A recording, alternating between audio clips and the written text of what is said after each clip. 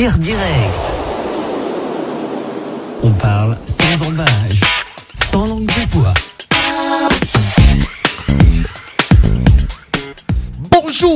Bonjour encore chers auditeurs, comme tous les jours effectivement à partir de 9h, à partir de 9h30 c'est l'heure de T-Direct. Aujourd'hui, le tripatouillage des financements associatifs sur la migration au Maroc, Air du Mboa, un cas d'école. Mesdames et messieurs, chers auditeurs, je vous demande pas de m'aimer, car je me sens déjà très mal aimé.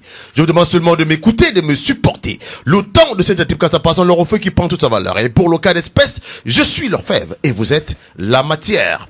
Alors que certains insinuaient sur migration le samedi dernier que le T-Direct est une diatribe démagogique et pleine de généralités, alors que d'autres se filent et se refilent des tuyaux pour introduire à la base de la diatribe de la dynamite pour les faire exploser de l'intérieur. Oui, aujourd'hui, comme hier, nous sommes sur pied pour le combat du développement migratoire au Maroc. À cet effet, c'est des faits et des réalités seulement, des réalités avérées et irréfutables tant ils sont têtus. Oui, il y a de cela 4 jours, un militant respecté, un défenseur des droits de l'homme engagé, un travailleur acharné répondant au nom de Hassan Diemche avait été interpellé par un commissariat de la ville de Salé pour répondre à des insinuations selon lesquelles il aurait fait même bas sur des biens associatifs.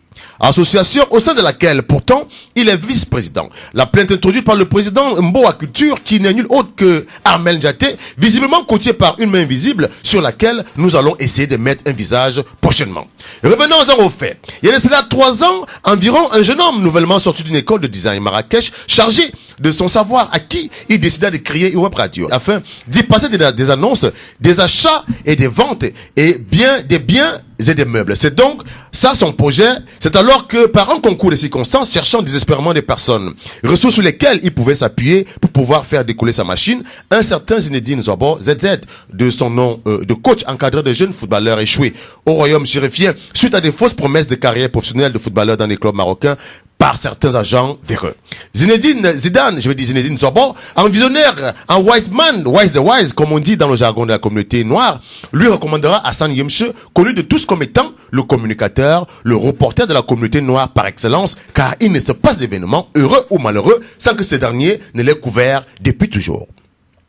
Une fois en contact avec Hassan Diemche, le jeune étudiant attiré uniquement par l'appât du gain prendra fin et cause de la problématique liée à la migration et décidera, sur les conseils de l'homme des médias, de mettre sa radio au service de la migration. Plus tard, rassemblé par des ténors tels que Roger Mboyo, qui lui donneront une connotation professionnelle, sans argent, la radio ne suivra pas que le soutien des animateurs qui mettront leurs biens personnels à l'instar de Teddy Partout, pour ne citer que celui-là.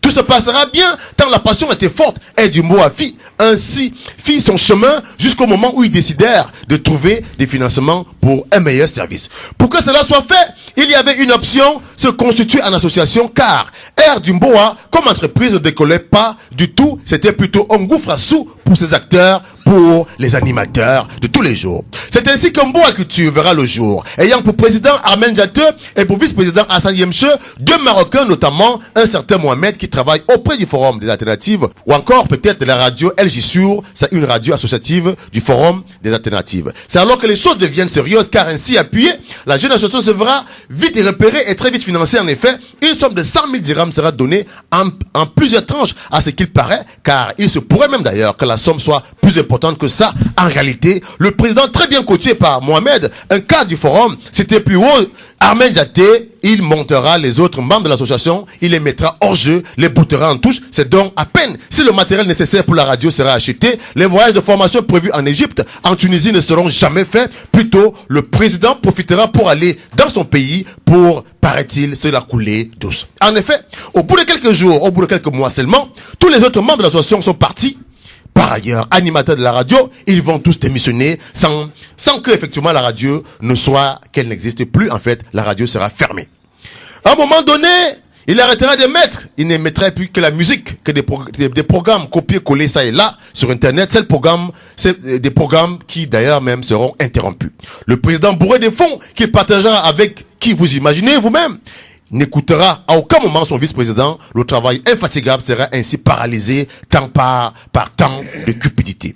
Le président à ce moment-là, seul membre de son association, louera le ciel pour le pain béni, abandonné par les autres. Il fera effectivement des fausses factures à souhait pour justifier les fonds. Ironie du sort. Alors que le FOMAS, par son média LG Sous, gère un appel à projet de l'Union européenne dédié au renforcement des radios associatives. Projet curieusement qui lui-même ne dit pas son nom, il ne dit pas son montant. Projet curieusement semble cacher la volonté de qui vous imaginez de vouloir financer un média griot par des démagogues patentés, très proches du forum, qui veulent ressusciter Air Dumboa pour profiter à nouveau des financements européens. Ça sent très mauvais. Le migrant est sacrifié à l'autel de la position financière. C'est d'ailleurs pourquoi Hassan Yamdje, ayant gardé soigneusement le matériel de la radio, sera interpellé par la police pour remettre le matériel, car il faut que pendant qu'on prépare les projets radio, il faut que la radio émette. Il y a ici vice de procédure. Pourquoi la police? Pourquoi une question à laquelle il faut y répondre? D'où vient-il qu'une question associative se retrouve là? C'est connu de tous. C'est plutôt une assemblée générale qu'il aurait dû faire, qui aurait dû être mis sur pied, qui aurait dû légiférer en premier recours. Ici, un bilan moral et matériel aurait dû être fait. Pourquoi la justice est saisie immédiatement? Qui veut la manipuler pour intimider et faire taire un militant revanchard de la vérité? Alerte est donc donnée à ces financiers qu'on espère toujours agissant pour l'intérêt des migrants.